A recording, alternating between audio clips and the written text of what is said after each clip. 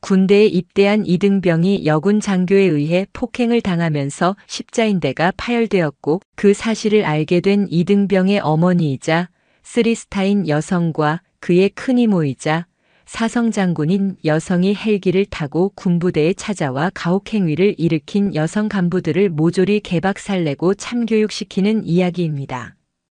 영상 시청하시기 이전에 구독과 좋아요 부탁드립니다. 저희에게 큰 힘이 됩니다. 경기도 고양시에 자리한 제구보병사단 백마부대의 새벽은 언제나 짙은 안개와 함께 시작되었다.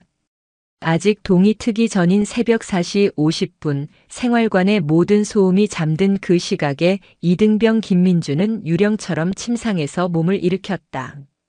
그의 하루는 동기들보다 30분 일렀고 그 시작은 언제나 고요한 자기 다짐이었다. 전투복으로 갈아입는 소리, 모포를 개는 소리, 관물대를 여닫는 소리까지.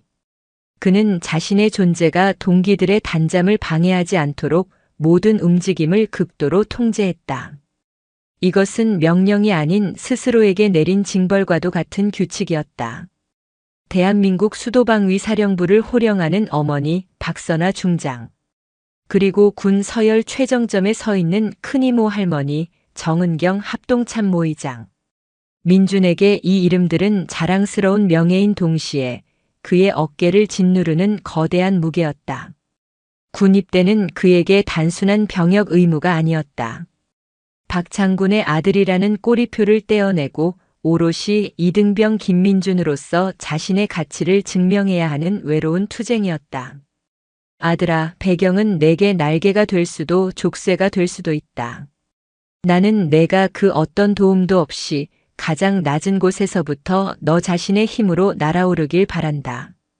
그것이 진짜 군인의 길이다. 입대 전날 그의 짧은 머리를 쓰다듬으며 어머니가 남긴 말은 그의 심장에 낙인처럼 새겨졌다. 그 다짐을 지키기 위해 민주는 자신의 신분을 철저히 위장했다. 서류에 가족란은 평범한 직장인과 주부로 채워졌고 혹시 모를 행정착오조차 없을 것이라 믿었다. 그의 바람대로 백마부대에서 그는 그저 수많은 신병 중 하나인 김민준으로 군 생활을 시작했다. 그러나 그의 의도적인 평범함과 묵묵한 성실함은 어떤 이들에게는 도리어 불쾌한 자극이 되었다. 그의 소대를 책임지는 소대장 백세리 대위와 부소대장 오유진 중사가 바로 그런 이들이었다. 여군 사관학교 출신의 엘리트인 백대위는 강한 카리스마와 함께 비뚤어진 완벽주의를 가지고 있었다.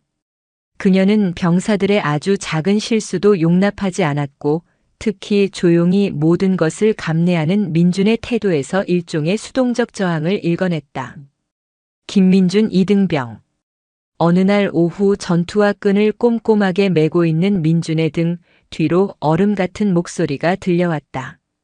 민준은 즉각 자리에서 일어나 칼 같은 자세로 경례했다. 이병, 김, 민, 준. 백세리 대위는 팔짱을 낀 채 마치 불결한 것을 보는 듯한 눈빛으로 그를 훑쳤다. 그녀의 옆에는 그림자처럼 오유진 중사가 서 있었다. 전투화 끈 하나 매는데 무슨 예술 작품이라도 만드나? 그렇게 정성을 쏟을 시간 있어? 다른 병사들은 이미 다음 과업 준비 끝났는데 너 혼자 뭐 하는 거지? 죄송합니다. 더 신속하게 하겠습니다. 죄송? 뭐가 죄송한데? 내 그 꾸물거리는 행동? 아니면 그 굼뜬 머리? 사내 자식이란 게 저렇게 요령도 없고 융통성도 없어서 어디다 써먹나? 안 그런가, 오 중사? 그렇습니다. 저런 정신 상태로는 전투 상황에서 제일 먼저 죽기 딱 좋습니다. 오 중사가 기다렸다는 듯이 맞받아쳤다. 그날 이후 민준을 향한 그들의 압박은 더욱 교묘하고 악랄해졌다. 특히 백대위는 민준의 하체를 단련시킨다는 명목하에 가혹한 얼차려를 즐겼다. 총기 손질 상태가 마음에 들지 않는다는 이유로 모든 병사들이 쉬는 저녁 점호 시간에 민준 혼자 투명 의자 자세로 30분을 버티게 했다. 벽에 등을 기대고 무릎을 90도로 굽힌 채 버티는 동안 그의 허벅지는 불타는 듯했고 무릎은 비명을 질렀다. 백대위는 그의 다리가 사시나무처럼 떨리는 모습을 흥미롭다는 듯 지켜보며 시간을 더 늘리기 일쑤였다. 다른 병사들은 그를 동정하면서도 동시에 그를 멀리했다. 민준의 옆에 서는 것은 곧 백대위의 서슬퍼런 분노의 다음 표적이 되는 것과 같았다. 민준은 철저히 고립되었다. 식당에서도 생활관에서도 훈련장에서도 그는 보이지 않는 벽에 갇힌 섬이었다. 밤이 되면 그의 무릎은 욱신거리는 통증으로 잠을 깨웠다. 그는 화장실로 가 찬물로 무릎을 적시며 고통을 삼켰다. 어머니에게, 이모 할머니에게 전화 한 통이면 이 모든 지옥을 끝낼 수 있었다. 하지만 민주는 휴대폰을 집어들었다가도 이내 내려놓았다. 이것은 이름의 무게를 견디기 위한 자신만의 싸움이었다. 이 정도 시련 앞에서 무너진다면 평생 그 거대한 이름들이 주는 그늘에서 벗어날 수 없을 터였다. 그는 화장실 거울에 비친 한 달 만에 헬쑥해진 자신의 얼굴을 보았다. 통증으로 희미하게 찡그려진 미간, 자신감 대신 불안이 서린 눈동자. 그는 거울 속의 자신에게, 아니 스스로에게 명령했다. 버텨. 김민준. 너는 버텨야만 한다. 그의 눈빛이 순간 단단해졌지만 그는 알지 못했다. 자신의 육체가 이미 한계에 다다르고 있다는 것을.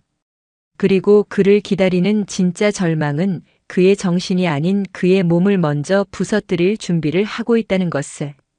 백세리 대위의 가혹 행위는 민준의 신체에 차곡차곡 상흔을 남겼다.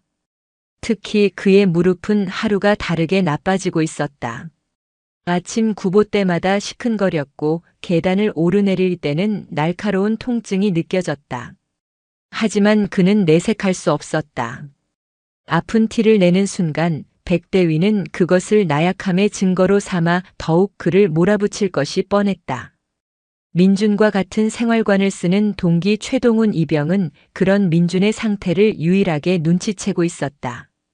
내성적이고 소심했지만 눈썰미가 좋았던 동훈은 민준이 밤마다 몰래 무릎에 파스를 붙이거나 앉았다 일어설 때 자신도 모르게 얼굴을 찡그리는 것을 몇 번이고 목격했다.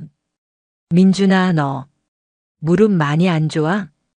어느 날 밤 모두가 잠든 후 경계 근무를 서기 위해 함께 초소로 향하던 길에 동훈이 조심스럽게 물었다. 민준은 잠시 멈칫했지만 이내 고개를 저었다. 아니야.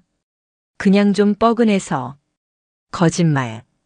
걷는 것도 약간 절뚝거려. 백대위님 때문이지? 제발 의무실이라도 가봐. 이러다 정말 큰일 나. 동훈의 목소리에는 진심 어린 걱정이 담겨 있었다. 민주는 자신을 걱정해주는 유일한 동기의 존재에 마음 한구석이 따뜻해지는 것을 느꼈다. 괜찮아. 이 정도는 버틸 수 있어. 걱정해줘서 고맙다. 하지만 그의 다짐은 며칠 뒤 산산조각이 났다. 그날은 부대 전체가 연병장에 모여 진지 구축을 위한 자재를 옮기는 작업이 있었다. 수십 개의 무거운 모래주머니를 나르던 중 민주는 발을 헛디디며 순간적으로 무릎이 꺾이는 것을 느꼈다. 악! 짧은 비명과 함께 그는 그대로 주저앉았다. 무릎에서 무언가 뒤틀리는 듯한 극심한 통증이 몰려왔다. 그 모습을 놓칠 리 없는 백세리 대위가 하이에나처럼 달려왔다. 김민준, 또 너야? 엄살 피우지 말고 즉시 일어나지 못해. 죄송합니다. 무릎에 갑자기 힘이 풀려서. 힘이 풀려? 정신력이 빠져서 그런 걸 가지고 변명은. 내 놈 하나 때문에 작업 분위기 다 망치고 있잖아. 백대위는 다른 병사들이 보는 앞에서 민준에게 치욕적인 벌을 내렸다. 일어나. 그리고 저기 연병장 끝에서 끝까지 오리걸음으로 왕복 실시한다. 내 그 나약한 하체와 정신머리를 뜯어 고쳐주지. 오리걸음. 무릎에 최악의 부담을 주는 군 내에서도 악명 높은 얼차려였다. 이미 부상당한 무릎으로 그 벌을 수행하는 것은 고문과도 같았다. 민주는 비틀거리며 일어섰다. 모두의 시선이 그에게 쏠려 있었다. 수치심과 고통으로 눈앞이 아찔했다. 그는 이를 악물고 엉거주춤하게 앉아 한 걸음 한 걸음 오리걸음을 시작했다. 한 걸음을 뗄 때마다 무릎 관절이 삐걱거리고 신경을 찌르는 듯한 통증이 온몸으로 퍼져나갔다. 그의 이마에서는 식은 땀이 비오듯 쏟아졌다. 연병장 반 바퀴를 돌았을 때 그의 다리는 감각조차 무뎌질 정도로 떨리고 있었다. 결국 그는 더 이상 버티지 못하고 옆으로 쓰러지고 말았다. 백대위는 경멸 가득한 표정으로 쓰러진 민준을 내려다보았다. 꼴 좋다.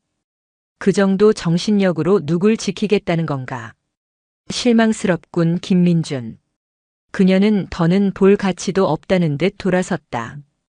최동훈을 비롯한 몇몇 동기들이 달려와 민준을 부축해 의무실로 데려갔다. 군의관은 그의 무릎을 대충 만져보더니 단순 염좌네. 며칠 쉬면 괜찮아질 거야.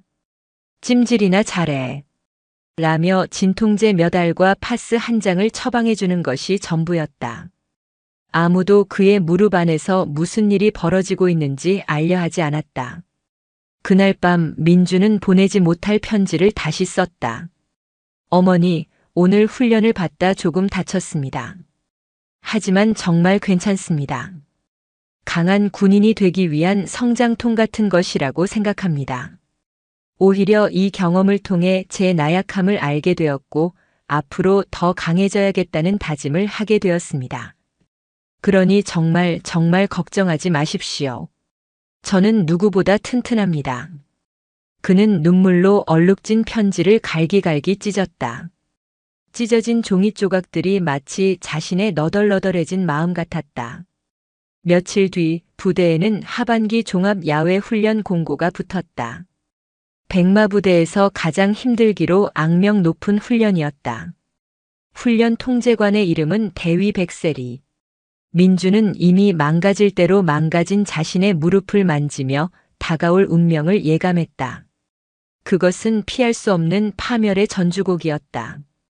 파주시 광탄면의 종합훈련장은 며칠간 이어진 훈련의 열기와 먼지로 자욱했다. 하반기 종합 야외 훈련의 마지막 날, 가장 강도가 높은 고지 점령 및 방어 훈련이 시작되었다. 병사들은 완전 군장을 한 채 가파른 산악 지형을 달려 가상의 적 고지를 점령해야 했다. 민준의 무릎은 최악의 상태였다. 진통제로 겨우 버티고 있었지만 한 걸음 한 걸음 내디딜 때마다 칼로 찌르는 듯한 통증이 그를 덮쳤다. 그는 대열에서 뒤처지지 않기 위해 안간 힘을 썼지만 몸은 그의 의지를 따라주지 않았다. 결국 고지 정상 부근의 가파른 경사로에서 그의 다리는 힘없이 풀리고 말았다. 우왑! 민주는 균형을 잃고 비탈길 아래로 몇 바퀴 굴러떨어졌다. 그의 손에 들려있던 분대용 탄약통이 둔탁한 소리를 내며 땅에 나뒹굴었다. 그 광경을 정상에서 지켜보던 백세리 대위의 얼굴이 분노로 일그러졌다. 그녀는 성큼성큼 비탈을 내려와 넘어져 있는 민준의 앞에 섰다. 김민준, 이 한심한 놈. 마지막까지 기대를 저버리지 않는구나. 너 하나 때문에 우리 소대 전체가 평가에서 감점당하게 생겼어. 죄송합니다. 다리가. 닥쳐. 변명은 집어치워. 내 놈의 그 썩어빠진 정신 상태가 문제야. 백대위는 이성을 잃은 듯 했다.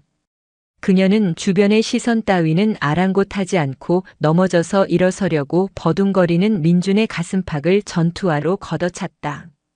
민준은 다시 한번 맥없이 나뒹굴었다. 일어나. 일어나지 못해. 백대위가 고함을 질렀다. 민준은 고통을 참으며 성한 팔과 다리에 힘을 주어 어떻게든 몸을 일으키려 했다. 그의 부상당한 오른쪽 다리가 힘없이 꺾인 채 바닥에 놓여 있었다. 바로 그 순간이었다. 백세리 대위는 마치 벌레를 짓밟듯 자신의 육중한 전투화로 민준의 오른쪽 무릎을 그대로 내리찍었다. 퍼석. 그것은 뼈와 살이 으스러지는 소리가 아니었다. 질긴 무언가가 뚝 하고 끊어지는 끔찍하고 축축한 파열음이었다.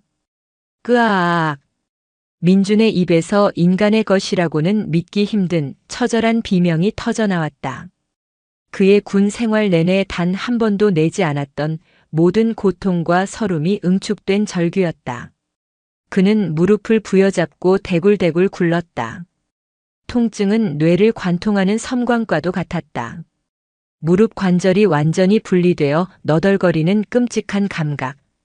세상의 모든 소리가 차단되고 오직 자신의 비명과 찢어지는 소리만이 귓가에 맴돌았다. 주변의 모든 것이 얼어붙었다.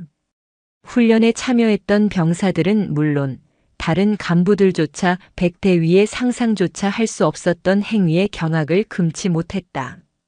민준아. 가장 먼저 정신을 차린 것은 최동훈이었다. 그는 비명을 지르며 달려와 민준의 상태를 살폈다. 민준의 얼굴은 이미 눈물과 땀, 흙먼지로 범벅이 되어 있었고 그는 고통으로 쇼크 상태에 빠지기 직전이었다. 사태의 심각성을 깨달은 중대장 허지영 대위가 급하게 달려왔다. 그녀는 새파랗게 질려있는 백대위와 고통으로 몸부림치는 민준을 번갈아 보았다. 그녀의 머릿속에서는 수만 가지 계산이 돌아가고 있었다. 자신의 진급, 부대의 명예, 그리고 이 사건이 외부에 알려졌을 때의 파장. 모두 주목. 김민준 이병은 훈련 중 발을 헛디뎌 발생한 심각한 염좌 부상이다. 다른 소리 하는 놈은 군기문란으로 엄벌에 처하겠다. 허 대위는 상황을 순식간에 조작했다. 그녀는 최동훈이 단순 염좌가 아닙니다. 무릎 인대가 완전히 파열된 것 같습니다. 당장 외부 병원으로 가야 합니다. 라고 외치는 소리를 묵살했다. 의무병은 환자를 의무실로 후송하고 나머지는 훈련을 속개한다. 이건 명령이다. 허 대위는 최동훈이 급하게 작성하려던 현장 보고서 용지를 빼앗아 주머니에 쑤셔 넣었다. 진실은 또다시 그렇게 짓밟히고 있었다. 몇몇 동기들에게 들것처럼 실려 산을 내려가며 민준의 의식은 점차 흐려졌다. 그의 세상은 무릎에서부터 시작된 지옥 같은 통증과 자신을 버린 세상에 대한 깊은 절망으로 가득 찼다. 그는 무너지는 정신을 붙잡고 마지막으로 단 한 사람을 떠올렸다. 어머니, 죄송합니다. 당신의 아들은 여기서 부서졌습니다. 그의 눈이 감겼다. 그날 백마부대의 훈련장에서는 끔찍한 비명과 함께 한 젊은 군인의 육체와 영혼이 동시에 찢어지고 있었다. 그리고 그 찢어지는 소리는 대한민국군 전체를 뒤흔들 거대한 태풍의 시작을 알리는 신호탄이 되고 말았다. 김민준 이등병이 실려간 곳은 사단 의무대였다. 민간 병원이 아닌 군 내부 시설이라는 사실만으로도 희망의 빛은 절반쯤 사그라든 뒤였다. 의무대 군의관은 중대장 허지영 대위로부터 이미 연락을 받은 상태였다. 그는 민준의 부어오른 무릎을 대강 몇 번 눌러보고는 엑스레이 사진 몇 장을 찍고 나서 판에 박힌 진단을 내렸다. 훈련 중에 흔히 발생하는 심각한 수준의 염좌 및 타박상 소견이 보이는군. 인대가 좀 늘어난 것 같긴 한데 큰 문제는 아니야. 뼈에는 이상 없고. 옆에서 이 모든 과정을 지켜보던 최동훈 이병이 용기를 내어 입을 열었다. 군의관님, 제가 현장에서 직접 봤습니다. 무릎이 완전히 돌아갔고 찢어지는 소리까지 들렸습니다. 이건 단순한 염좌가 아닐 수 있습니다. MRI 촬영 같은 정밀 검사를. 군의관의 표정이 싸늘하게 굳었다. 그는 최동훈을 위아래로 훑어보며 비웃음을 흘렸다. 이복의 최이병. 자네가 의사인가? 내가 의사인가? 일개 의무병이 뭘 안다고 내 진단에 토를 다나? 자네는 환자 안정이나 시키고 나머지는 내가 알아서 할 테니 더 이상 입 여는 일 없도록. 이건 명령이야. 그의 눈빛은 너 하나쯤 조용히 만드는 건 일도 아니다라고 말하고 있었다. 최동우는 분노와 무력감에 입술을 깨물었다. 그는 고통으로 신음하는 민준의 손을 잡는 것 외에는 아무것도 할 수 없었다. 민준에게 내려진 처방은 얼음찜질과 소염진통제가 전부였다.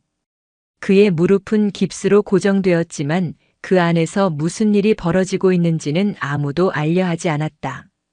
그 시각 소대장실에서는 백세리 대위, 오유진 중사, 그리고 중대장 허지영 대위가 모여 입을 맞추고 있었다. 허 대위는 서류 몇 장을 책상 위에 펼쳐놓았다. 이미 작성된 사건 경위서였다. 내용은 이렇게 간다. 김민준 이병 하반기 종합 야외 훈련 중 산악 구보 코스에서 발을 헛디뎌 구르는 과정에서 우측 무릎에 심각한 염좌 부상을 입음. 현장에 있던 간부 및 분대원들의 신속한 조치로 의무대 후송 완료. 여기에 당시 현장에 있던 분대원 전원의 서명을 받아 이견을 제시하는 병사가 있다면 군기 교육 때도 각오해야 할 거라고 분명히 전달해. 허 대위의 목소리는 냉정하고 단호했다. 그녀에게 한 병사의 망가진 다리 따위는 자신의 경력에 흠집을 낼 수도 있는 위험 요소일 뿐이었다. 백세리 대위는 안도의 한숨을 내쉬며 고개를 끄덕였다. 그녀의 얼굴에는 일말의 죄책감도 보이지 않았다. 오히려 자신의 폭력이 완벽하게 은폐될 수 있다는 사실에 만족하는 듯 했다. 알겠습니다, 중대장님. 꼬리 길면 밟히는 놈들은 알아서 처리하겠습니다. 특히 최동훈 이병 그놈은 제가 따로 면담해서 입단속시키겠습니다. 오유진 중사가 기다렸다는 듯이 충성을 맹세했다. 그들에게 진실은 중요하지 않았다. 그들이 만든 거짓의 철옹성 안에서 그들은 안전했다. 그날 저녁 최동우는 백대위에게 불려가 혹독한 질책과 협박을 당했다. 한 번만 더 주둥이 잘못 놀리면 내군 생활이 통째로 사라질 수도 있다는 경고에 그는 침묵할 수밖에 없었다. 분대원들 역시 허 대위의 지시를 받은 분대장의 압박에 못 이겨 거짓 경위서에 줄줄이 서명을 했다. 그렇게 김민준의 부상은 개인의 부주의로 인한 불운한 훈련 사고로 공식 기록되었다. 민준은 의무대 침상에 누워 지옥 같은 밤을 보냈다. 마약성 진통제도 그의 고통을 완전히 잠재우지는 못했다. 무릎은 코끼리 다리처럼 퉁퉁 부어올랐고 피부 아래에서는 검붉은 피멍이 번져나갔다. 그는 잠들 수도 깨어있을 수도 없는 고통의 경계에서 신음했다. 창밖은 칠흑같이 어두웠고 의무대는 숨막히게 고요했다. 세상에 오직 자신만이 이 고통 속에 던져진 것 같았다. 그는 관물대 서랍에 넣어둔 휴대폰을 떠올렸다. 어머니의 번호를 누르고 싶었다. 어머니, 저 좀 살려주세요. 단 한마디면 되었다. 하지만 그는 그럴 수 없었다. 어머니에게, 이모 할머니에게 자랑스러운 아들이자 군인이 되겠다고 맹세했던 자신의 모습이 떠올랐다. 이 처참하고 망가진 모습을 보여드릴 수는 없었다. 그것은 고통보다 더한 수치심이었다. 스스로의 힘으로 이겨내겠다던 다짐은 산산조각 났고 그는 이제 실패자일 뿐이었다. 그는 휴대폰을 꺼내는 대신 베개를 물고 소리 없는 비명을 질렀다. 눈물이 뜨겁게 흘러내려 베개를 적셨다. 거짓으로 쌓아 올린 철옹성은 너무나 견고했고 그 안에서 그는 서서히 죽어가고 있었다. 아무도 그의 비명을 듣지 못했고 아무도 그에게 손을 내밀지 않았다. 절망은 그렇게 차가운 공기처럼 그의 폐부를 잠식해 들어왔다. 진실은 때로 가장 예상치 못한 곳에서 가장 사소한 균열을 통해 빛을 드러낸다. 백마부대 의무대를 둘러싼 거짓의 철옹성에도 그런 균열이 생겨나고 있었다. 그 균열을 만든 것은 거창한 양심 선언이나 내부 고발이 아니었다. 그것은 대한민국 국군 전체를 연결하는 거대한 전산망, 국방의료정보체계의 평범한 시스템 업데이트였다. 사단 의무대 군의관은 허지영 대위의 압박에 못 이겨 민준의 상태를 단순 염좌로 기록했지만 마음 한편에는 찝찝함이 남아 있었다. 만에 하나 일이 잘못되었을 때 자신에게 쏟아질 책임을 피할 구멍은 만들어둬야 했다. 그는 KUMEDIS의 민준의 차트를 입력하며 진단명은 우측 슬관절 염좌로 기록하된 특이사항란에 교묘한 문구를 추가했다. 훈련 중 외상으로 인한 슬관절 불안정성 관찰됨. 십자인대 손상 가능성 배제 불가. 지속적인 관찰 요망. 그는 이 기록이 상급 부대까지 보고될 일은 없을 것이라 확신했다. 낮은 등급의 부상 코드는 사단 내에서 자체적으로 종결되는 것이 관례였기 때문이다. 하지만 그는 몰랐다. 바로 그 주에 국방부에서 전군 KUMEDIS 서버에 새로운 빅데이터 기반 위험 징후 자동 분석 모듈을 설치했다는 사실을. 이 프로그램의 목적은 질병이나 부상 기록의 패턴을 분석해 집단 감염이나 특정 부대 내의 사고 위험도를 예측하는 것이었다. 그리고 이 모듈에는 개발자가 숨겨놓은 일종의 이스터 에그 같은 기능이 있었다. 바로 입대 6개월 미만의 신병 기록에서 외상, 손상, 파열, 불안정성과 같은 특정 키워드와 진단명 불일치가 동시에 발견될 경우 해당 기록을 가혹행위 의심 사례로 자동 분류하여 국방부 중앙관제센터와 해당 병사의 상급 지휘계통부대에 주의 요망 알림을 보내는 기능이었다. 그날 새벽 시스템이 밤샘 업데이트와 함께 자동 분석을 시작했다. 그리고 수만 건의 데이터 속에서 백마부대 김민준 이병의 기록이 붉은색 경고등을 켰다. 경고 진단명 염좌과 특이사항인데 손상 가능성, 불안정성 불일치, 가혹행위 의심 사례, 참조. 이 경고 알림은 3군데로 동시에 전송되었다. 국방부 중앙관제센터의 기록 보관용 서버, 백마부대 사단장 직속 감찰부 그리고 김민준 이병의 원소속 상급 부대인 수도방 위사령 부수방사 사령관 직속 부관실이었다. 수방사 사령관 부관실의 한철규 준이는 군 생활 30년을 행정 업무 하나로 버텨온 베테랑이었다. 그의 아침 일과는 사령관에게 보고될 각종 상황 보고와 시스템 알림을 검토하는 것으로 시작되었다. 그는 무심코 KUMEDIS 알림 목록을 훑어보다가 백마부대에서 올라온 붉은 경고등에 시선을 멈췄다. 김민준 이병. 이름이 흔하긴 한데. 한준이는 대수롭지 않게 생각하며 파일을 열었다. 단순 염좌인데 가혹행위 의심이라니 전산 오류겠거니 했다. 하지만 십자인대 손상 가능성이라는 문구가 눈에 들어왔다. 이건 단순 염좌와는 차원이 다른 이야기였다. 그는 직업적인 꼼꼼함으로 해당 병사의 인사기록 카드를 연계 조회했다. 그리고 그 순간 그는 자신의 눈을 의심했다. 성명 김민준 보호자 박선아 관계모. 한철규 준이의 등에서 식은땀이 폭포수처럼 흘러내렸다. 박선아. 대한민국 육군 유일의 여성 군단장이자 현 수도방 위사령부 사령관. 철의 여인이라 불리는 자신의 직속 상관의 이름이었다. 그는 혹시나 하는 마음에 사령관 비서실에 전화를 걸어 사령관의 가족 관계를 조심스럽게 재확인했다. 비서실의 대답은 명료했다. 사령관님 외아드님 성함이 김민준 이병 맞습니다. 현재 백마부대에서 복무 중이시고요. 쿵. 심장이 바닥으로 떨어지는 소리가 들리는 듯 했다. 전산 오류가 아니었다.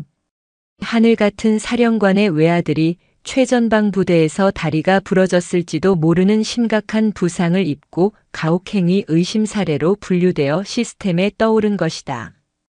그런데 정식 보고 라인으로는 아무런 보고도 올라오지 않았다. 이것은 명백한 사건 은폐였다. 한철규 준이는 덜덜 떨리는 손으로 해당 기록을 출력했다. 얇은 A사 용지 한 장이 천근만근처럼 무겁게 느껴졌다. 그는 자리에서 일어나 굳은 표정으로 복도를 걸었다. 그의 목적지는 단 한 곳. 복도 끝 사령관 박선화라는 명패가 붙어있는 집무실이었다. 그는 문 앞에서 잠시 숨을 골랐다. 이 문을 여는 순간 단순한 사건 보고가 아니라 거대한 폭풍의 스위치를 누르는 것임을 그는 직감했다. 그는 마른 침을 삼키고 결심을 굳힌 채 집무실 문을 두드렸다. 사령관님, 드릴 말씀이 있습니다. 거짓의 철옹성에 마침내 작지만 치명적인 불씨가 던져졌다. 수도방위 사령부 사령관 집무실의 공기는 언제나처럼 고요하고 팽팽했다. 창밖으로 보이는 서울의 전경을 등지고 앉은 박선화 중장은 북한군의 신형 무기 배치에 관한 기밀 보고서를 검토하고 있었다. 그녀의 날카로운 눈매와 굳게 담은 입술은 철의 여인이라는 별명이 결코 과장이 아님을 증명했다. 그녀에게 군인이 아닌 어머니 박선화의 모습은 오직 하나뿐인 아들 민준 앞에서만 허락되는 것이었다. 들어오게. 노크 소리에 그녀는 서류에서 눈을 떼지 않은 채 말했다. 문이 열리고 한철규 준이가 딱딱하게 굳은 얼굴로 들어왔다. 그의 손에 들린 서류 한 장과 심상치 않은 표정에 박선화는 미간을 좁혔다. 무슨 일인가 한준이. 사령관님. KUMEDIS에서 올라온 긴급 알림 보고입니다. 한준이는 떨리는 손으로 출력물을 그녀의 책상 위에 올려놓았다. 박선화는 무심코 서류를 집어들었다. 그리고 김민준 이병이라는 이름을 확인한 순간 그녀의 시간은 멈췄다. 그녀의 눈이 믿을 수 없다는 듯이 기록을 훑어내려갔다. 우측 슬관절 불안정성, 십자인대 손상 가능성, 가혹행위 의심 사례. 단 몇 초의 침묵. 하지만 그 침묵 속에서 집무실의 온도는 급속도로 냉각되었다. 서류를 쥔 박선화의 손이 미세하게 떨리기 시작했다. 이내 그녀의 손이 부들부들 떨리며 잘 다려진 서류가 흉하게 구겨졌다. 그녀의 얼굴에서 냉철한 지휘관의 모습은 온데간데 없이 사라지고 아들의 고통을 마주한 어미의 형상이 드러났다. 분노와 슬픔 그리고 배신감이 뒤섞인 감정이 그녀의 눈에서 불꽃처럼 타올랐다. 이게 언제 일인가? 얼음장처럼 차가운 목소리가 그녀의 입에서 흘러나왔다. 기록상으로는 사흘 전입니다. 하지만 정식 보고는 전무했습니다. 은폐 정황이 명백합니다, 사령관님. 박선화는 구겨진 서류를 책상 위에 내던지듯 내려놓았다. 그녀는 자리에서 벌떡 일어났다. 평소의 냉정함은 찾아볼 수 없었다. 그녀는 집무실을 몇 차례 서성이다가 결심한 듯 책상 위에 직통 전화를 집어들었다. 그녀가 전화를 건 곳은 백마부대 사단장이 아니었다. 그런 피라미들에게 경고할 시간 따위는 없었다. 그녀가 누른 단축번호는 단 하나.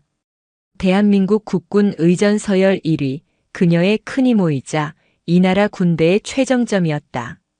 신호음이 2번 울리고 수화기 너머로 나지막하고 권위 있는 목소리가 들려왔다.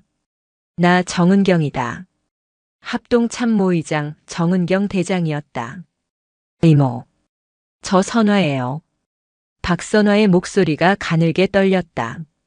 정은경은 단박에 상황이 심상치 않음을 직감했다. 그녀의 조카이자 가장 신이 많은 후배인 박선화가 공모 중에 자신을 이모라 칭하며 이렇게 흔들리는 목소리를 낸 적은 단 한 번도 없었다. 무슨 일이야? 침착하게 말해봐. 민준이가 다쳤어요. 다리가 거의 부서진 것 같아요. 그런데 그놈들이 이걸 숨겼어요. 박선화의 말에 수화기 저편의 정은경 역시 숨을 멈췄다. 그녀에게 민준은 단순한 조카 손자가 아니었다. 일찍이 남편을 여의고 홀로 아들을 키우며 군인의 길을 걸어온 조카를 대신해 할머니처럼 아버지처럼 돌봐온 아이였다. 어디서? 누구냐? 정은경의 목소리는 분노로 인해 오히려 더 차갑고 낮게 가라앉았다. 그 목소리에는 대한민국군 전체를 뒤흔들 수 있는 서슬퍼런 힘이 담겨 있었다. 구사단 백마부대입니다. 가해자는 소대장 백세리 대위로 추정됩니다. 중대장 허지영 대위가 은폐를 주도한 것 같습니다. 알았다. 정은경의 대답은 짧았다. 하지만 그 안에는 모든 것이 담겨 있었다. 너는 지금 즉시 수방사 직속 기동대와 감찰팀을 대동하고 헬기 띄워. 나는 용산에서 바로 출발한다. 국방부 직할 조사본부장도 대동하지. 작전명은 천둥벼락이다. 30분 뒤 백마부대 상공에서 만나자. 전화가 끊겼다. 박선화는 수화기를 내려놓고 인터폰을 눌렀다. 그녀의 목소리는 이제 더 이상 떨리지 않았다. 분노와 슬픔이 강철 같은 결의로 변해 있었다. 비서실장, 당장 사령부 5분 대기조 전원과 특별감찰팀을 소집해. 그리고 내 전용 헬기를 지금 당장 사령부 연병장으로 대기시켜. 목적지는 구사단 백마부대다. 같은 시각 용산의 합동참모본부 지하벙커. 거대한 스크린 앞에서 회의를 주재하던 정은경 대장은 자리에서 일어났다. 회의는 이상. 모두 나가보도록. 장성들이 모두 나간 뒤 그녀는 부관에게 단 한마디를 명령했다. 지금 즉시 블랙호크 3대 26 준비시켜. 국방부 조사본부장 강주한 장군에게는 내가 직접 연락하겠다. 목적지는 파주다. 이것은 합참의장 직접 명령이다. 대한민국 군 창설 이래 단 한 명의 이등병을 위해 수도방 위사령관과 합동참모의장이 동시에 직접 출동하는 일은 없었다. 용산과 서울 남부의 군용 헬기장에서 UH-의육식 블랙호크 헬리콥터 3대의 거대한 프로펠러가 육중한 굉음을 내며 돌기 시작했다. 그것은 단순한 이동이 아니었다. 거짓의 성벽을 부수고 감히 잠자는 암사자의 새끼를 건드린 자들에게 심판을 내리기 위한 분노의 비행이었다. 헬기들이 지축을 울리며 하늘로 솟구쳐 올랐다. 검은 폭풍이 평화로운 거짓에 잠겨있던 백마부대를 향해 무서운 속도로 북상하고 있었다. 백마부대의 오후는 나른하고 평화로웠다. 며칠간의 혹독한 훈련이 끝나고 부대는 정비에 들어갔다. 중대장 허지영 대위는 자신의 사무실에서 향긋한 커피를 마시며 서류를 정리하고 있었다. 그녀의 머릿속은 온통 다음 분기 포상과 진급 심사에 대한 기대감으로 가득했다. 김민준 이병건은 사단 의무대와 분대원들의 입단속으로 완벽하게 처리되었다고 믿어 의심치 않았다. 소대장 백세리 대위와 부소대장 오유진 중사 역시 생활관을 순찰하며 병사들에게 시시콜콜한 트집을 잡는 그들의 권력을 만끽하는 평소와 다름없는 일상을 보내고 있었다. 그들에게 김민주는 이미 망가진 장난감처럼 기억 저편으로 사라져가는 존재일 뿐이었다. 그 평화를 처음으로 깨트린 것은 지상의 소음이 아니었다. 하늘에서부터 들려오는 낮고 육중한 굉음이었다. 처음에는 일상적인 훈련 비행이겠거니 했던 병사들은 이내 무언가 잘못되었음을 직감했다. 소리는 하나가 아니었다. 셋이었다. 그리고 그 소리는 점점 더 커지며 땅과 건물의 창문을 미세하게 뒤흔들기 시작했다. 저게 뭐야? 누군가 하늘을 가리키며 외쳤다. 병사들이 일제히 고개를 들었다. 그들의 눈에 들어온 것은 훈련용 헬기가 아니었다. 날렵하고 위압적인 형상의 UH-의육식 블랙호크 헬리콥터 3대가 마치 먹이를 덮치는 맹금류처럼 완벽한 비자 편대를 이루어 부대 상공으로 접근하고 있었다. 헬기들은 지정된 헬기장이 아닌 부대의 심장부인 중앙연병장을 향해 고도를 낮추고 있었다. 그 비행에는 일상적인 훈련에서는 결코 찾아볼 수 없는 서슬퍼런 목적의식이 담겨 있었다. 두두두두두두두. 거대한 프로펠러가 일으킨 돌풍이 연병장의 마른 흙먼지를 거대한 황사 폭풍처럼 일으켰다. 병사들은 눈을 가리고 비명을 지르며 뒷걸음질 쳤다. 부대의 질서를 의도적으로 파괴하는 명백한 무력 시위였다. 세 대의 블랙호크는 거의 동시에 조금의 오차도 없이 연병장 중앙에 지축을 울리며 착륙했다. 사단 지휘 통제실은 발칵 뒤집혔다. 허가받지 않은 상급 부대 헬기의 무단 착륙. 사단장 이하 참모진들이 혼비백산하여 지프를 타고 연병장으로 달려나왔다. 그들이 미처 상황을 파악하기도 전에 헬기의 슬라이딩 도어가 양쪽으로 열렸다. 가운데 헬기에서 처음 모습을 드러낸 것은 수도방 위사령부 사령관 직속 무장 MP들이었다. 완전 무장 상태의 그들은 헬기에서 내리자마자 일사불란하게 주위를 경계했다. 그리고 그들의 호위를 받으며 한 여성이 트랩을 밟고 내려섰다. 칠흑 같은 전투복, 어깨에는 번쩍이는 3개의 별. 수도방위 사령관 박선화 중장이었다. 그녀의 얼굴은 분노로 인해 어떠한 감정도 읽을 수 없는 가면처럼 굳어 있었다. 뒤이은 왼쪽 헬기에서는 대한민국 군인이라면 누구나 경외하는 존재가 모습을 드러냈다. 이나라군 서열 1위 합동참모의장 정은경 대장이었다. 그녀의 어깨에 달린 4개의 별은 석양빛을 받아 눈부시게 빛났다. 그녀의 옆에는 국방부 조사본부장 강주한 장군이 그림자처럼 서 있었다. 마지막 헬기에서는 날카로운 눈빛의 국방부 직할 조사팀 요원들이 차례로 내렸다. 사단장은 넋이 나간 표정으로 달려와 거수 경례를 붙였다. 충성. 사단장 오 소장입니다. 에이. 이게 어찌 된 일입니까, 의장님, 사령관님. 하지만 박선화 중장은 그를 거들떠보지도 않았다. 그녀는 마치 그가 투명인간인 것처럼 스쳐 지나갔다. 그녀의 불타는 눈은 오직 한 곳, 의무대 건물을 향해 고정되어 있었다. 정은경 대장은 자신의 앞을 가로막는 사단장을 향해 지독할 정도로 차갑고 조용한 목소리로 명령했다. 구사단장은 지금 이 시간부로 본관에 별도 명령이 있기 전까지 직무에서 배제한다. 부사단장은 즉시 부대 전 병력을 이 연병장으로 집합시켜라. 작업 중인 병사, 휴가 중인 병사, 외진 중인 병사 할 것 없이 단 한 명의 열외도 허용하지 않는다. 15분 주겠다. 실시. 합참의장의 직접 명령.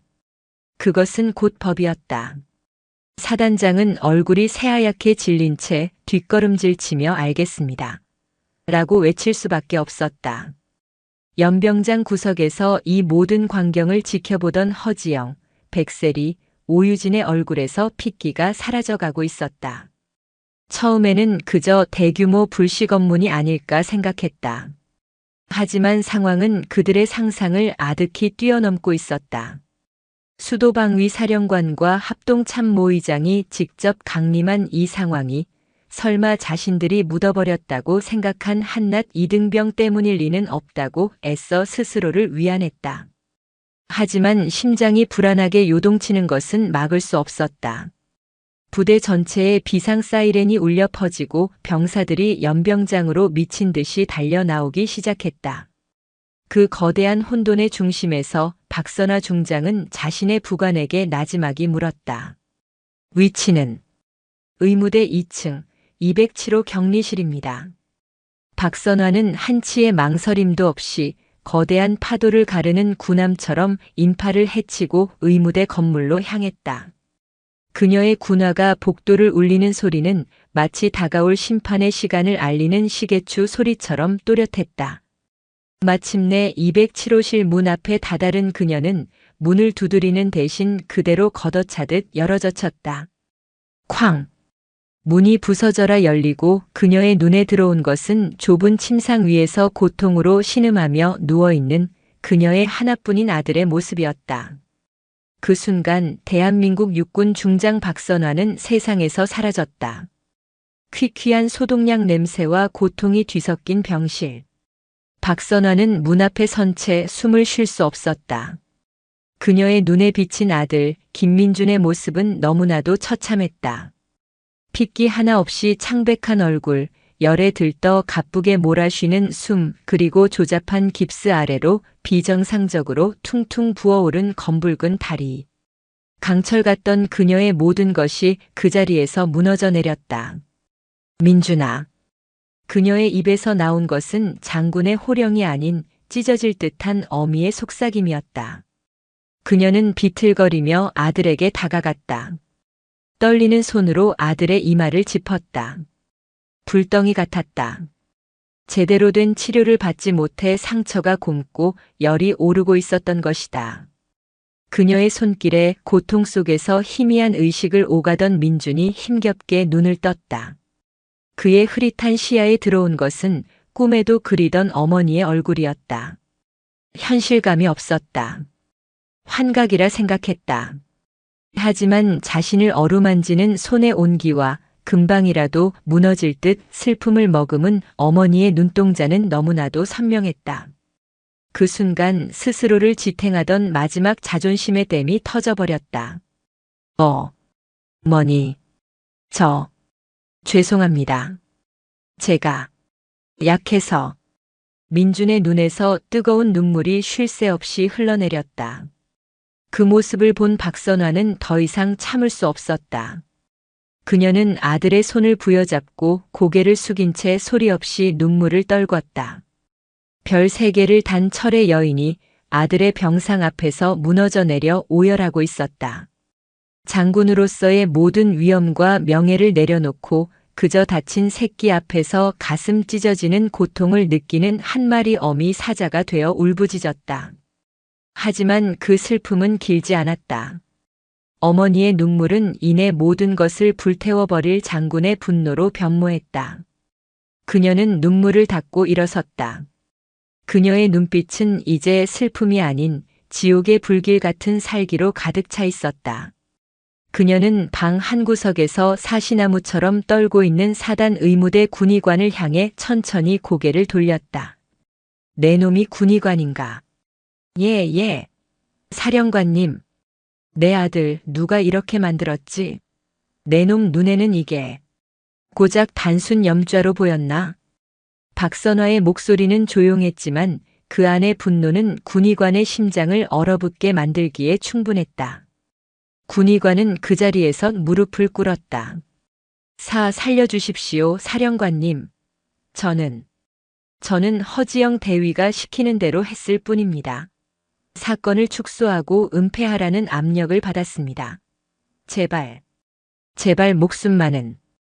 그의 비굴한 자백은 박선화의 분노에 기름을 붓는 격이었다. 그녀는 더 이상 그를 상대할 가치도 없다는 듯 고개를 돌렸다. 그 시각 연병장에는 백마부대 전 병력이 도열해 있었다. 수천 명의 병사들이 숨소리 하나 내지 못한 채 연단 위에 선정은경 대장을 바라보고 있었다. 그녀의 존재감만으로도 연병장 전체는 거대한 얼음덩어리처럼 얼어붙어 있었다. 그때 국방부 조사본부장 강주한 장군이 마이크 앞에 섰다. 그의 손에는 얇은 종이 한 장이 들려 있었다. 지금부터 호명하는 인원은 즉시 대열에서 이탈, 연단 앞으로 나온다. 연병장의 쩌렁쩌렁한 그의 목소리가 울려 퍼졌다. 3대대 구중대장 허지영 대위, 3대대 구중대 1소대장 백세리 대위, 3대대 구중대 1소대 부소대장 오유진 중사. 3개의 이름이 불리는 순간 허지영과 백세리, 오유진은 심장이 멎는 것 같았다. 올 것이 오고야 말았다. 주변 병사들이 경멸과 혐오가 뒤섞인 눈으로 그들을 바라보았다. 3사람은 사형장으로 끌려가는 죄수처럼 창백한 얼굴로 비틀거리며 대열에서 걸어 나왔다. 수천 개의 눈동자가 그들의 모든 움직임을 따라다녔다. 그들이 연단 앞에 서자 JCS 조사관 2명이 다가와 그들의 어깨에서 계급장을 거칠게 뜯어냈다. 정식 징계 절차를 무시한 극도의 모욕적인 조치였다. 채워. 강주한 장군이 나지막이 명령했다. 조사관들은 그들의 손목에 차가운 금속 수갑을 채웠다. 철컥하는 소리가 연병장 전체에 섬뜩하게 울려 퍼졌다. 백세리는 현실을 부정하며 비명을 질렀다. 이럴 수 없어. 나는 잘못한 게 없어. 정당한 훈련이었단 말이다. 강주하는 그녀를 무시하고 다시 마이크에 대고 외쳤다. 3대대 구중대 1소대 소속 최동훈 이병. 대열에서 나와 앞으로. 최동훈의 심장이 철렁 내려앉았다. 두려움에 다리가 떨렸다. 하지만 그는 자신을 바라보는 수천의 눈과 연단 위 장군들의 시선을 느끼며 결심을 굳혔다. 그는 비틀거리는 걸음으로 연단 앞으로 나아갔다. 그가 연단 앞에 서자 지금껏 침묵을 지키던 정은경 대장이 그에게 다가왔다. 그녀는 위압적인 모습과 달리 마치 손자를 대하는 할머니처럼 부드러운 목소리로 말했다.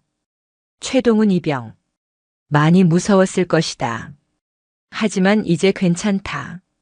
너의 뒤에는 이 할미가 그리고 대한민국 국군이 서 있다. 두려워 말고 내가 보고 듣고 겪은 모든 것을 이 자리에서 말해주겠나? 최동훈은 고개를 들어 수갑을 찬 채 절망에 빠진 새 여자를 보았다. 그리고 자신을 믿어주는 듯한 합참의장의 눈을 보았다. 그는 마른 침을 삼키고 결심을 굳혔다.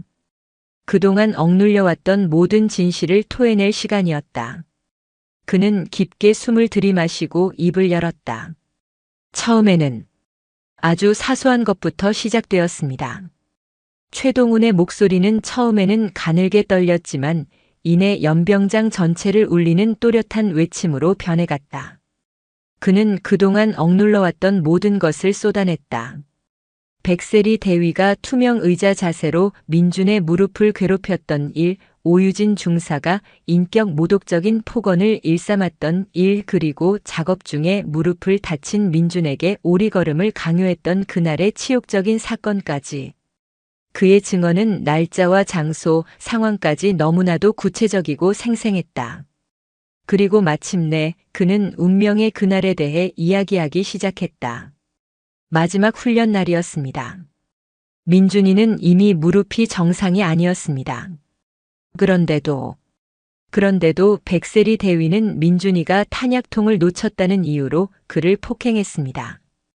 그리고 넘어져 있는 민준이의 오른쪽 무릎을 군화발로 그대로 짓밟았습니다.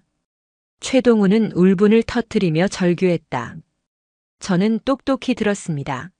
무언가 찢어지는 그 끔찍한 소리를. 그리고 민준이의 비명을. 하지만 중대장 허지영 대위는 모든 것을 훈련 중 사고로 조작하고 저희 모두에게 거짓 진술을 강요했습니다. 그의 증언이 끝나자 연병장은 얼어붙은 듯한 침묵에 휩싸였다. 수천 명의 병사들은 경악과 분노로 숨을 죽였다. 강주한 장군의 조사팀은 즉시 움직였다. 그들은 최동훈이 지목한 일소대원들을 대열에서 즉시 분리하여 동시다발적으로 개별 신문을 시작했다. 공포의 방패가 사라지자 본물 터지듯 증언이 쏟아져 나왔다. 모든 병사들의 이야기는 최동훈의 증언과 정확히 일치했다. 거짓의 성벽은 완벽하게 허물어졌다. 연단 아래 수갑을 찬 세 여자의 반응은 각기 달랐다. 허지영 대위는 마지막까지 냉정을 유지하려 애쓰며 모든 것은 백세리 대위의 단독 범행이라고 주장했다. 저는 지휘관으로서 사건을 원만하게 수습하려 했을 뿐입니다. 라며 책임을 회피했다. 백세리 대위는 완전히 이성을 잃고 발악했다. 거짓말이야. 저놈들이 전부 짜고 나를 모함하는 거야. 나는 군 기강을 바로 세우려 했을 뿐이라고. 그녀의 뻔뻔한 외침에 연병장 곳곳에서 병사들의 야유가 터져나왔다. 가장 먼저 무너진 것은 오유진 중사였다. 그녀는 그 자리에서 주저앉아 엉엉 울기 시작했다. 잘못했습니다. 제가 죽을 죄를 지었습니다. 백대위님이 무서워서 시키는 대로 할 수밖에 없었습니다. 제발 용서해 주십시오. 그녀의 비굴한 울음은 그들의 범죄가 얼마나 추악한 것인지를 역설적으로 증명할 뿐이었다. 그때 정은경 대장이 천천히 마이크 앞으로 걸어 나왔다. 그녀는 연병장의 모든 병사들을 둘러보며 조용하지만 강철 같은 목소리로 입을 열었다. 나는 오늘 이 자리에서 국군 창설 이래 가장 치욕스럽고 끔찍한 범죄를 목격했다. 그녀의 목소리에는 깊은 슬픔과 얼음 같은 분노가 함께 서려 있었다. 군복의 명예는 적과 싸워 이기는 것에만 있지 않다. 내 옆의 전우를 내 몸처럼 아끼고 부하의 생명을 내 목숨처럼 지키는 것, 그것이 바로 군인의 가장 신성한 가치다. 그런데 너희들은 그 가치를, 그 명예를 내 놈들의 하찮은 권력욕과 뒤틀린 가학심으로 더럽혔다. 부하를 인격체로 존중하지 않는 지휘관은 지휘관이 아니다. 그저 군복을 입은 범죄자일 뿐이다. 그녀의 일갈은 천둥 소리처럼 연병장 전체에 울려 퍼졌다. 모든 병사들은 고개를 숙였다. 그것은 단순한 질책이 아니었다. 군이라는 거대한 조직의 골마 터진 환부를 도려내는 고통스럽지만 신성한 외침이었다. 정은경 대장은 수갑을 찬 3명을 향해 마지막 선고를 내렸다. 이들은 지금 이 시간부로 국군 교도소에 구속 수감한다. 사단장 및 관련 지휘 책임자 전원을 직위 해제하고 이 부대에 대해서는 무기한 특별 직무 감찰에 착수한다. 단 하나의 의혹도 남기지 않고 이 부패의 뿌리를 완전히 뽑아낼 것이다. 선고가 끝나자마자 의무 헬기 한 대가 연병장에 착륙했다. 들것에 실린 민준이 조심스럽게 헬기에 태워졌다. 박선화 중장은 아들의 손을 꼭 잡은 채 함께 헬기에 올랐다. 그녀는 창밖으로 멀어지는 백마부대를 그리고 그 안에 남겨진 범죄자들을 차가운 눈으로 내려다보았다. 헬기는 민준의 긴급 수술을 위해 국군 수도병원을 향해 날아올랐다. 다른 헬기에는 3명의 범죄자들이 짐짝처럼 실렸다. 그들의 군 생활은, 아니 인생은 이륙과 동시에 끝났다. 해가 저물고 연병장에는 어색한 정적만이 남았다. 거대한 폭풍이 휩쓸고 지나간 자리. 병사들은 말없이 서서 자신들이 방금 목격한 거대한 역사의 전환점을 온몸으로 느끼고 있었다. 그것은 단순히 몇몇 불량 간부가 체포된 사건이 아니었다. 수십 년간 이어져 온 군대 내 폭력과 은폐의 고리를 이 나라에서 가장 강력한 힘을 가진 2명의 여장군이 직접 강림하여 박살내버린 거대한 혁명의 시작이었다. 국군 수도병원 최상층 VIP 병동의 수술실 앞. 시간은 자정을 향해 더디게 흘러가고 있었다. 붉은색 수술 중 램프 불빛 아래 대한민국 군을 호령하던 2명의 여장군은 그저 초조하게 결과를 기다리는 한 명의 어머니와 한 명의 할머니일 뿐이었다. 박선화 중장은 굳게 쥔 주먹이 하얗게 질릴 정도로 떨리는 것을 막을 수 없었다. 정은경 대장은 평생의 숙적을 마주한 듯 미동도 없이 수술실 문만을 응시했다. 그들에게 수술실 안에서 들려오는 미세한 기계음과 의료진의 움직임은 수천 문의 대포가 오가는 전장의 포성보다 더 긴장되는 소리였다. 길고 긴 6시간이 흐른 뒤 마침내 수술실 문이 열리고 주치의가 나왔다. 그의 얼굴에는 안도와 안타까움이 교차하고 있었다. 수술은 성공적으로 끝났습니다. 파열된 전방 십자인대와 손상된 반월상 연골판을 모두 재건했습니다. 하지만 주치의는 말을 잇지 못하고 2 장군을 바라보았다. 박선화가 떨리는 목소리로 물었다. 하지만 뭐요? 제발 말해주시오. 재활에 성공하면 일상생활에는 큰 무리가 없을 겁니다. 하지만 다시는 이전처럼 뛰거나 격한 움직임을 하기는 어렵습니다. 전투병과 군인으로서의 복무는 불가능합니다. 사형 선고와도 같은 말이었다. 아들의 꿈이 한평생 군인으로 살아온 자신의 뒤를 따르겠다던 그 자랑스러운 아들의 미래가 산산조각 나는 순간이었다. 박선화는 휘청이며 벽에 몸을 기댔다. 정은경이 다가와 말없이 그녀의 어깨를 감싸 안았다. 그들의 눈에는 군인의 명예도 장군의 위엄도 없었다. 그저 사랑하는 아들이자 손자의 꺾여버린 날개를 슬퍼하는 애통함만이 가득했다. 민준의 재활은 길고 고통스러운 과정이었다. 육체적 고통보다 더 그를 괴롭힌 것은 정신적인 무력감이었다. 그는 더 이상 강한 군인이 아니었다. 스스로의 힘으로 일어서겠다던 그의 다짐은 이제는 평생 절뚝거려야 할지도 모르는 상처로 남았다. 그런 그를 일으켜 세운 것은 그의 곁을 지키는 가족의 사랑이었다. 박선화는 군복을 벗고 찾아와 아들의 다리를 주물렀고 정은경은 주말마다 찾아와 어린 시절처럼 책을 읽어주었다. 그들은 더 이상 장군이 아니었다. 민주는 그제야 깨달았다. 자신이 사랑받는 이유는 강한 군인이어서가 아니라 그저 그들의 아들이고 손자이기 때문이라는 것을. 거대한 그림자라 생각했던 존재들이 사실은 자신을 지탱해주는 가장 단단한 버팀목이었음을 비로소 알게 된 것이다. 얼마 후 대한민국 군사법원은 세기의 재판을 열었다. 허지영, 백세리, 오유진에 대한 군사재판은 전 국민의 관심 속에 진행되었다. 최동훈을 비롯한 수십 명의 병사들이 증인석에 서서 용기 있게 증언했다. 국방부 조사본부가 작전명 천둥벼락을 통해 확보한 수많은 증거들이 법정에 제출되었다. 결국 재판부는 백세리에게 징역 15년, 허지영에게 징역 12년, 그리고 모든 사실을 자백한 오유진에게 징역 5년을 선고했다. 3명 모두 불명예 전역 및 연금 박탈이라는 군인으로서 받을 수 있는 가장 치욕적인 처벌이 내려졌다. 법정에서 판결을 듣던 그들은 실신하거나 절규했지만 그들의 최후의 동정을 보내는 이는 아무도 없었다. 민주는 국군 수도병원에서 재활을 마친 뒤 의병 전역을 택했다. 군복을 벗는 날 그는 담담했다. 그는 하나의 꿈을 이뤘지만 새로운 사명을 가슴에 품었다. 자신과 같은 고통을 다른 누군가가 겪게 해서는 안 된다는 것.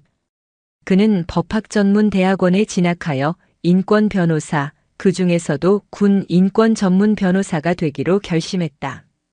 그의 사건은 대한민국 사회와 군의 거대한 파장을 일으켰다. 국회에서는 청문회가 열렸고 증인으로 출석한 정은경 합참의장은 고개를 숙여 국민에게 사과했다. 하지만 그녀는 사과에서 그치지 않았다. 그녀는 이 사건을 계기로 군대 내 폭력과 인권 침해를 뿌리 뽑기 위한 전면적인 개혁안을 발표했다. 언론은 이 법안에 김민준 법이라는 이름을 붙였다. 개혁안의 내용은 혁명적이었다. 첫째, 지휘관의 눈치를 보지 않고 국방부 직할 기구에 직접 신고할 수 있는 원스톱 익명 신고 시스템의 전면 도입. 둘째, 훈련 및 내무 생활 중 지휘관의 보디캠 착용 의무화 시범 운영. 셋째, 군 병원의 진단을 믿지 못할 경우 외부 민간 병원의 재검진을 공식적으로 요구할 수 있는 교차 진단 의무화. 넷째, 가혹행위 가해자에 대한 처벌 수위를 대폭 상향하고 단 한 번의 폭행 사실이라도 확인되면 즉시 군복을 벗기는 원스트라이크 아웃 제도의 확립이었다. 그로부터 몇 년의 시간이 흘렀다. 서울 서초동의 한 인권센터 사무실. 말끔한 정장 차림의 김민준 변호사는 이제 막 입대한 듯 앳된 얼굴의 젊은 사병과 마주 앉아 있었다. 사병은 선임의 부당한 지시에 대해 상담하며 불안해했지만 그의 눈에는 희망이 있었다. 변호사님 덕분에 용기를 냈습니다. 새로 생긴 익명 신고 앱으로 신고했더니 바로 상급부대 감찰관에게서 연락이 왔습니다. 민주는 따뜻하게 미소 지으며 그의 어깨를 두드려 주었다. 잘했습니다. 이제는 혼자 끙끙 앓지 않아도 되는 세상입니다. 당신은 혼자가 아닙니다. 상담을 마친 민주는 창밖을 보았다. 비가 오려는 듯 수술한 무릎이 희미하게 욱신거렸다. 그것은 평생 그가 안고 가야 할 흉터였다. 하지만 그는 더 이상 아프지 않았다. 그는 자신의 가장 깊은 상처를 자신과 같이 고통받는 이들을 지키는 가장 단단한 방패로 만들어냈기 때문이었다. 같은 시각 저녁 후 평범한 일상을 보내고 있는 박선화와 정은경은 거실에 앉아 뉴스를 보고 있었다. 뉴스에서는 김민준 법 시행 이후 군 내 가혹행위 신고 건수가 이례적으로 급증했다가 이후 급격히 감소하며 안정화되는 긍정적인 효과에 대해 보도하고 있었다. 두 사람은 서로를 보며 말없이 미소 지었다. 그들의 미소에는 권력자의 만족감이 아닌 자랑스러운 아들이자 손자에 대한 대견함과 사랑이 가득했다. 인권센터 건물을 나서는 민준의 걸음에는 여전히 아주 미세한 절뚝임이 남아 있었다. 하지만 그의 어깨는 그 어느 때보다 굳건하고 당당했다. 그는 더 이상 거인들의 그림자 아래 서 있지 않았다. 스스로가 다른 이들을 지키는 거인이 되어 세상에 우뚝 서 있었다. 한때 그의 모든 것을 앗아갔던 그날의 절망은 역설적이게도 그에게 새로운 삶의 의미를 부여했다. 어둠이 걷히고 마침내 대한민국군의 새로운 여명의 빛이 밝아오고 있었다. 그리고 그 빛의 중심에는 자신의 상처를 기꺼이 세상의 등불로 밝힌 한 청년 김민준이 서 있었다. 그의 싸움은 끝났지만 그가 만들어낸 희망의 이야기는 이제 막 시작되고 있었다. 영상이 유익하셨다면 구독과 좋아요, 댓글까지 부탁드리겠습니다.